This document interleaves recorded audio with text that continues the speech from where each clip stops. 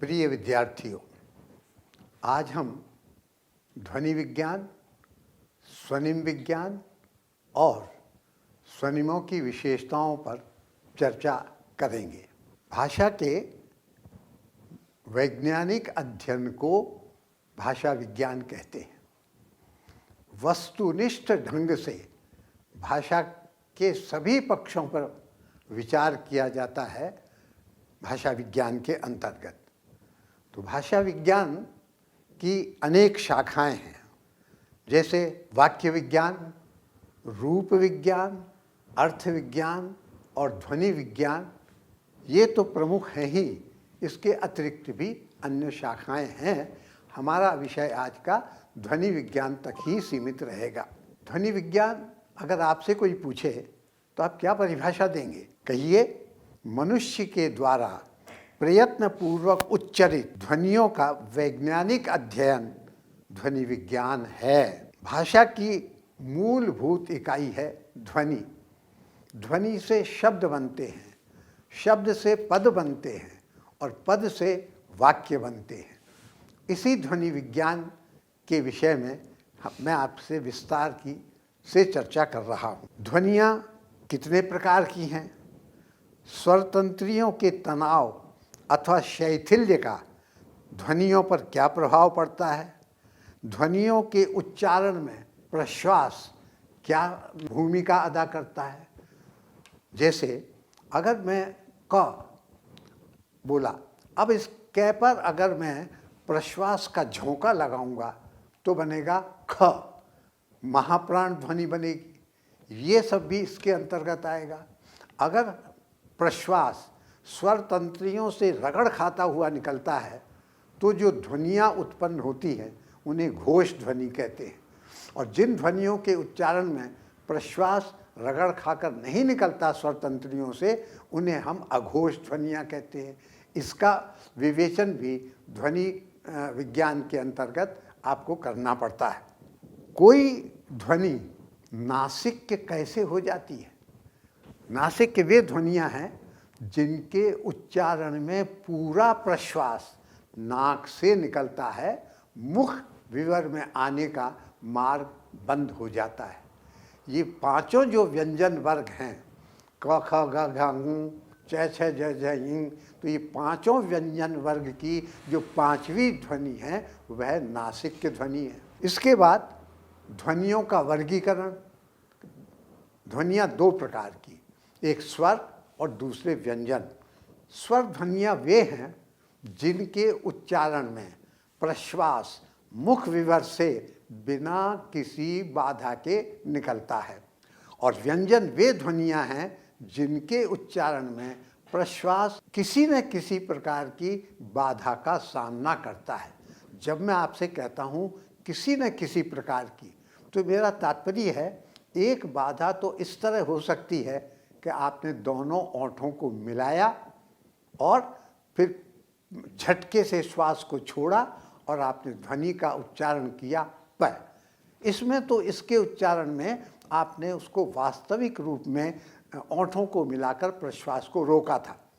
दूसरी बाधा वो होती है कि दो उच्चारण अवयव इतने निकट आ जाएं कि प्रश्वास को उनसे रगड़ खाते हुए निकलना पड़े।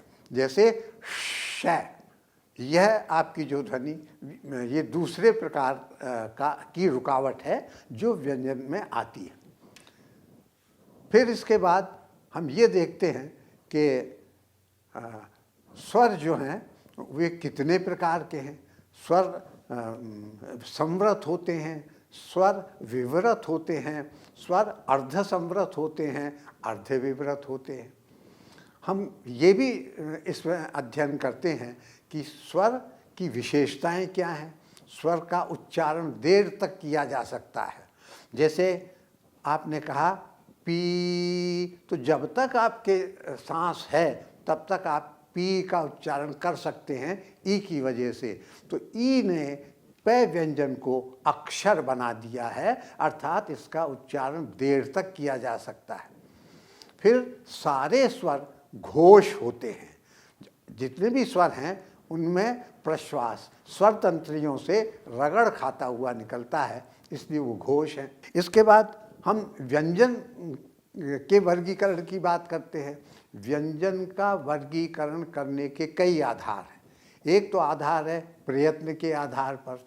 प्रयत्न दो प्रकार के हैं, एक आभ्यंतर और दूसरा बाह्य। तो ओंठों से लगाकर और काकल तक जो प्रयत्न किए जाते हैं उनको तो हम कहते हैं आभ्यंतर प्रयत्न, और काकल, अभिकाकल और गलविल, इनमें जो प्रयत्न होते हैं उन्हें हम कहते हैं बाह्य। तो इन प्रयत्नों की विवेचना भी हम ध्वनि विज्ञान के अंतर्गत करते हैं। फिर हम ये देखते हैं प्रयत्न की दृष्टि से व्यंजन या स्वर कितने प्रकार के हैं। फिर ये भी देखते हैं कि स्थान की दृष्टि से ये कितने प्रकार के हो सकते हैं। हम ये भी देखते हैं कि व्यंजन में कौन कौन से व्यंजन घोष हैं, कौन कौन से अघोष हैं। जैसे कवर्ग में क, ख, ग, घ, ङ, तो अंतिम जो तीन हैं ग, घ और ङ, ये तीन घोष हैं। प्रत्येक वर्ग के कवर्ग, चवर्ग, टवर्ग, तवर्ग और पवर्ग, इन पांचों वर्गों की अंतिम तीन ध्वनियाँ जो हैं वे घोष हैं। और दूसरी और चौथी जो है वे महाप्राण है। पहली और तीसरी और पांचवी अल्प प्राण है। इन सब बातों का विवेचन हम ध्वनि विज्ञान के अंतर्गत करते हैं, और ये सारी भाषाओं पर लागू हो सकता है। किसी भी भाषा की ध्वनियों का हम इस दृष्टि से विचार कर सकते हैं। मित्रों, अब देखने की बात यह है कि ये जो आपने देखा कि भाषा में ध्वनि परिवर्तन होता है। जैसे आपने कहा पुराने वक्त में आप कहते थे दुग्ध, अब दुग्ध का आजकल हम बोलते हैं दूध। ग का लोप हो गया है और दैक पर बड़ी मात्रा लग गई है। तो ये जो ध्वनि परिवर्तन हुआ, जैसे हमने कहा पंडित जी जल्दी से बोलते हैं तो बोल जाते हैं पंडित जी। सर्प शब्द था, सर्प शब्द का पहले पाली भाषा में बना सप और उसके बाद बना सांप, अनुनासिकता आ गई उस पर। इन सब का विवेचन भी हम ध्वनि विज्ञान के अंतर्गत करते हैं, और इसे हम ध्वनि परिवर्तन की दिशाएं इस शीर्षक से जानते हैं। ये जो ध्वनि परिवर्तन होते हैं, इन ध्वनि परिवर्तनों के कारण भी हैं। सबसे बड़ा कारण तो अज्ञान है। आप जानते नहीं हैं कि कौन सी ध्वनि थी और उसके स्थान पर आप दूसरी ध्वनि का प्रयोग करने लग जाते हैं। जैसे आपने कहा नमस्कार, अब आप नहीं जानते हैं कि यह तालव्य श नहीं है, ये दंत्य स है। नमः प्लस कार, और हमें बोलना चाहिए नमस्कार, नमस्कार नहीं बोलना चाहिए उसको हमें। फिर आप घृत को आप घीरत बोलते हुए मैंने लोगों को सुना है। तो ये है ध्वनि परिवर्तन। ये किस लिए हुआ? अज्ञान के कारण हुआ। ध्वनि परिवर्तन का एक कारण और हो सकता है शब्द की असाधारण लंबाई। मनुष्य बहुत आराम तलब आदमी है। वह जो है कम से कम बोलना चाहता है।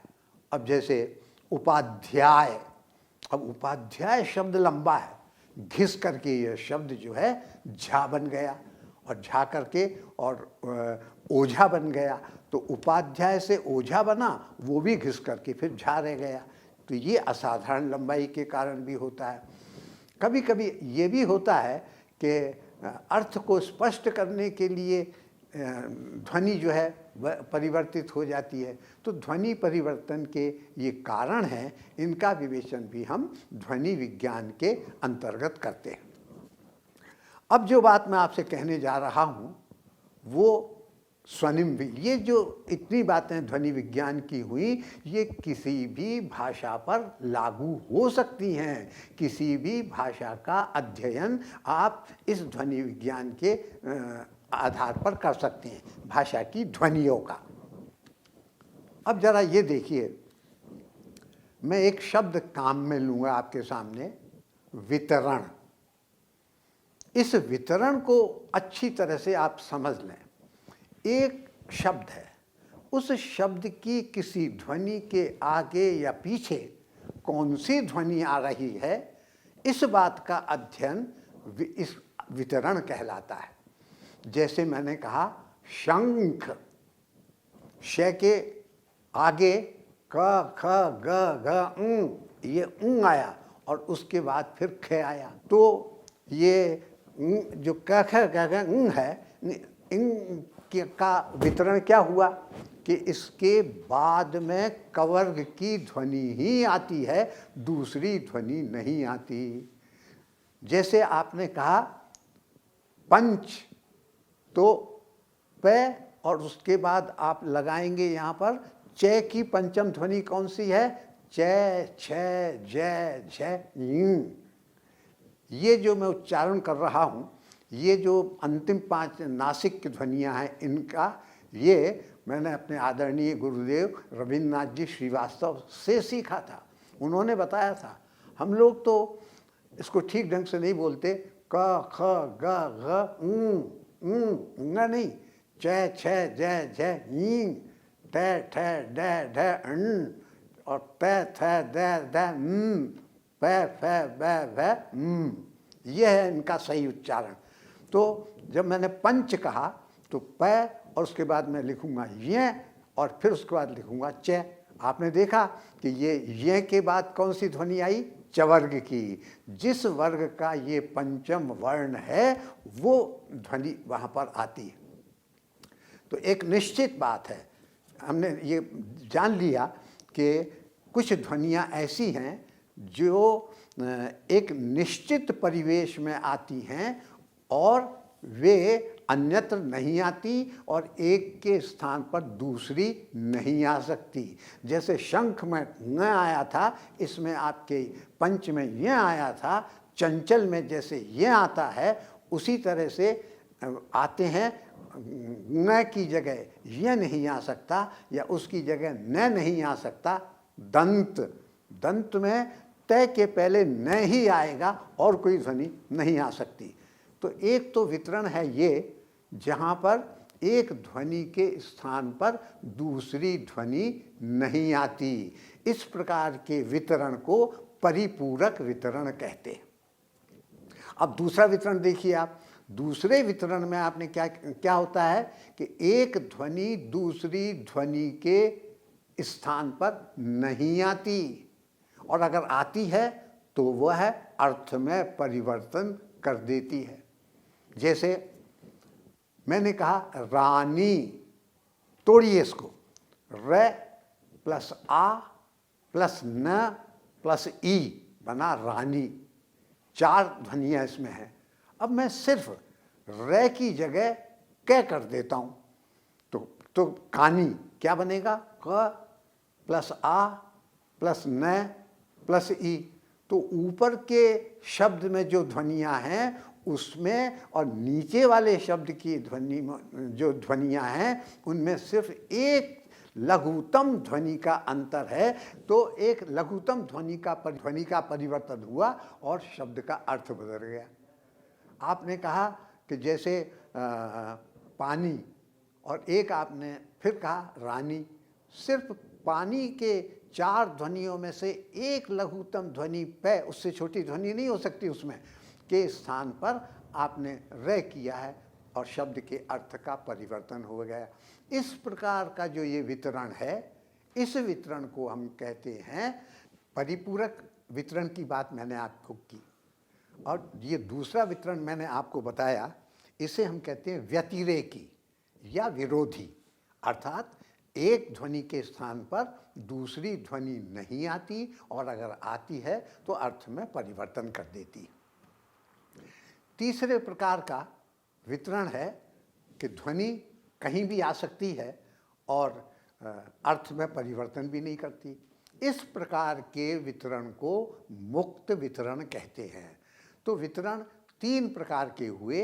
एक तो हुआ परिपूरक वितरण, एक हुआ व्यतिरेकी वितरण और एक हुआ मुक्त वितरण, इनको अपने मानस में याद रखें, क्योंकि इसी के आधार पर आगे चलेगी बात। जो ध्वनियाँ व्यतिरेकी होती है और या विरोधी होती हैं, उनको स्वनिम कहते हैं। यह परिभाषा आपसे पूछी जा सकती है, स्वनिम क्या है? वे ध्वनियाँ जो विरोधी वितरण में आती हैं या व्यतिरेकी वितरण में आती हैं और अर्थ भी बदल देती हैं शब्द का, ऐसे वितरण को हम कहते हैं व्यतिरेकी, और इन ध्वनियों को हम कहते हैं स्वनिम। स्वनिम इस प्रकार ये लघुतम इकाई है जो अर्थ परिवर्तन करने में सक्षम है। जिन ध्वनियों को मैंने परिपूरक कहा कि एक के स्थान पर दूसरी आ ही नहीं सकती, उनके आने की स्थितियां पूरी तरह निश्चित हैं, उनको हम सहस्वनिम कहते हैं। सहस्वनिम अर्थात वो एक स्वनिम के अलग अलग रूप हैं। जैसे आपने कहा कि जो पांचों व्यंजन वर्गों के अंतिम पांच हैं नासिक की ध्वनियाँ, म, य, न और आपके म, ये पांचों ध्वनियाँ सहस्वनिम के रूप में आती हैं। इनमें से एक न को तो हम मान लेते हैं स्वनिम, और न के ही अलग अलग रूप हैं। ये आपके क ख ग घ च छ ज झ और प फ भ भ म, ये तीन जो हैं वो न के सहस्वनिम हैं। मैंने ण की बात नहीं कही आपसे, ण की चर्चा मैं अलग से करूँगा, वो इनके साथ नहीं आता है। हुए सहस्वनिम। अब तीसरे प्रकार का वितरण जो मैंने कहा मुक्त, कि जो कहीं भी आ सकते हैं और शब्द के अर्थ में परिवर्तन भी नहीं करते हैं। मैं आपके सामने नमस्कार बोलूं या नमस्कार बोलूं, आप जान लेंगे कि मैं आपको अभिवादन कर रहा हूं। वास्तव में वो है आपका सह दंत सह, लेकिन लोग वाग भाई अच्छे अच्छे पढ़े लिखे लोगों को मैंने तालव्य श बोलते सुना है, नमस्कार नहीं नमस्कार बोलते सुना है।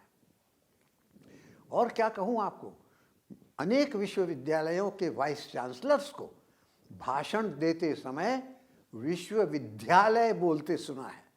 तो ये चाहे मैं वे विश्वविद्यालय बोलें या विश्वविद्यालय बोलें, उसके अर्थ में कोई परिवर्तन नहीं होता। तो ये जो वितरण है ये मुक्त वितरण है। अब इन तीन वितरण में से जिसे हमने कहा था परिपूरक वितरण, कॉम्प्लीमेंट्री जिसे हमने कहा था, उसे हमने कहा सहस्वनिम। और जो आते हैं तो अर्थ बदल देते हैं, और जिनको मैंने विरोधी वितरण में कहा उन्हें कहते हैं स्वनिम। और ये जो हैं जो कहीं भी आ सकते हैं, जिनसे अर्थ भी परिवर्तन नहीं होता है, ये मुक्त वितरण की बात है। अब ये देखिए आप कि हिंदी में कितने स्वर हैं आपके, आप कितने स्वर मानते हैं? संस्कृत में तो 13 स्वर थे, और हिंदी में लेकिन 11 स्वर पढ़ाए जाते हैं लोगों को। 11 स्वर जब पढ़ाए जाते हैं, अ, आ, ई, उ, री, ए, आई, ओ और औ, ये 11 स्वर पढ़ाए जाते हैं। जरा ध्यान दीजिए, क्या ये री जो है उसको हम स्वनिम मान सकते हैं? ये तो जैसे ऋण, हम लिखते जरूर री हैं लेकिन बोलते हैं हम ऋण, अर्थात र और र पर छोटी ई की मात्रा, ये बोलते हैं उसको। तो क्या हम री को स्वनिम मान सकते हैं? मेरे विचार से तो नहीं मान सकते। इसलिए हिंदी में 10 स्वर ही हैं, ए, आ, ई, उ, ए, आई, ओ और औ, ये 10 स्वनिम हैं। यहाँ एक बात और कहूँ, जिन रानी और कानी और पानी जैसे उदाहरण मैंने जो आपको दिए थे, इनको कहते हैं अल्पतम युग्म। अर्थात जोड़े हैं ये। इन जोड़ों के आधार पर आप किसी भाषा के स्वनिमों को पहचान सकते हैं। जिन जिन स्वनों के या ध्वनियों के इस तरह के अल्पतम युग्म मिलते हैं, वे जो हैं आपके स्वनिम कहलाते हैं। तो हिंदी में जितने आपके स्वर हैं, री को छोड़कर बाकी सब के अल्पतम युग्म मिलते हैं। और हम जैसे ए और ओ, ए और आई और ओ को देख लीजिए। एक बनता है मैल, मैं के ऊपर दो मात्रा है, और दूसरा बनता है आपके मोल यानी ओ। दोनों में अंतर है अर्थ में। मैल, आप मैल जानते हैं, और मोल यानी कीमत। तो इस प्रकार इन दो नहीं, सभी 10 स्वरों के अल्पतम युग्म मिलते हैं। इसे आप एक एक्सरसाइज समझ सकते हैं। ज़रा आप अपने घर पर सारे जो 10 स्वर हैं उनके अल्पतम युग्म छांट कर लिखिए, तो आपको पता लग जाएगा कि ये 10 जो हैं अल्पतम जो स्वर हैं, अल्पतम जो अर्थ परिवर्तन में सक्षम स्वर ध्वनियाँ हैं, वे स्वनिम हैं। तो हिंदी में 10 तो स्वनिम हुए। आप इसी तरह व्यंजन को भी देखें। आपको क, ख, ग, घ इन चारों के अल्पतम युग्म मिल जाएंगे। चवर्ग के देख लीजिए, च, छ, ज, झ, 4 के मिलेंगे सिर्फ। ट, ठ, ड, ढ, त, थ, द, ध और प, फ, ब, भ। कितने हुए? 4 चौक 16। ये 16 जो हैं, ये 16 के अल्पतम युग्म आपको मिल जाएंगे। और इन स्पर्श व्यंजनों में आप 16 को स्वनिम मानेंगे। आगे चलिए, य, र, ल, व, इनके भी आपको अल्पतम युग्म मिल जाएंगे। ये 4 भी हो गए। तो 16 और 4 20। अब देखिए, स, श और श, इन 3 के मिल जाएंगे आपको।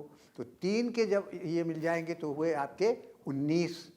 और 4 आपको और मानने पड़ेंगे। ल का एक ल, उसमें है मिला हुआ है, और मैं का मह, ये भी मिला हुआ है, और न का न, इनके भी अल्पतम युग्म आपको मिल जाएंगे। तो ये आपको और मानने पड़ेंगे। तो स, तो कुछ कितने हुए आपके? 4, 5, 20, 20 और य, र, ल, व 4 24, स, श और है ये हुए आपके 3 27, और न, मह और लह कुल मिलाकर के 3, ये तो 30। तो हिंदी में स्वनिम कितने हुए? एक तो 10 स्वर स्वनिम और एक आपके ये 30 व्यंजन स्वनिम, ये आपको इसके अंतर्गत मिल जाएंगे। ये न जो है, ध्यान दीजिएगा, ये न का महाप्राण रूप है, और मैं का महाप्राण रूप है मह, और ल का महाप्राण रूप है लह। इनको जब आप देखेंगे, अब तक जो परंपरा से पढ़ाए जाते रहे 35 व्यंजन और ये वो, तो यूँ नहीं। ऐसी स्थिति में हमें ये ध्वनि विज्ञान के अंतर्गत, फिर जिसका दूसरा भाग है स्वनिम विज्ञान, स्वनिम विज्ञान के अंतर्गत किसी भाषा के स्वनिमों की पहचान की जाती है। पहचान का आधार क्या है इसका? वितरण। वितरण में आपने पहले कहा विरोधी वितरण या व्यतिरेकी वितरण, और दूसरा आपने वितरण बताया जिसमें आपने कहा परिपूरक वितरण, और तीसरा बताया मुक्त वितरण। तो जो विरोधी वितरण में हैं वे तो आपके हैं स्वनिम, और जो आपके परिपूरक वितरण में हैं उन्हें हम कहते हैं सहस्वनिम।